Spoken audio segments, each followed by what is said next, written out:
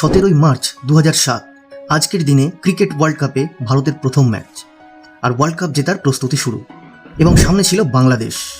একদম সহজ একটা ম্যাচ, তাও আবার এই টিমের জন্য যেখানে সৌরভ, দ্রাবিড়, সচিন এবং সেহওয়াগের মতো প্লেয়ার্সরা ছিল।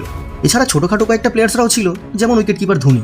যদিও এরা পর্যন্ত আসার প্রয়োজনই পড়বে না, প্রথম সারির প্লেয়ার্সরাই যথেষ্ট ম্যাচটা শেষ করতে। কিন্তু ইন্ডিয়া 191 রানে অল আউট। বাংলাদেশ 5 উইকেট হারিয়ে ম্যাচ জিতে নেয় আর ইন্ডিয়া তার প্রথম ম্যাচ হেরে যায়। কিন্তু বাংলাদেশের কাছে হার, ব্যাপারটা খুবই মান সম্মানে লেগেছে। কিন্তু কি আর করা যাবে। যাই হোক, এখনো অনেকগুলো ম্যাচ বাকি আছে। ইন্ডিয়া খুব সহজেই কোয়ালিফাই করতে পারবে। কিন্তু এটা গুরুত্বপূর্ণ নয়। গুরুত্বপূর্ণ বিষয় হলো এটা যে ইন্ডিয়া প্রথম ম্যাচ হেরে গেছে, ব্যাস। আর কি, কলকাতার বুকে মানুষের প্রতিবাদ মিছিল শুরু হলো। সবার দাবি একটাই, দ্রাবিড় এবং কোচ চ্যাপেলকে এই ওয়ার্ল্ড কাপ থেকে সরিয়ে নিতে হবে। এই একটা ঘটনা ভারতের বিভিন্ন জায়গায় দেখা যেতে লাগলো। কিন্তু রাঁচিতে যেন প্রেমের বন্যা বয়ে দিয়েছিল ভক্তরা MS ধোনির জন্য, যে গতকালকের ম্যাচে 0-তে আউট হয়ে গিয়েছিল।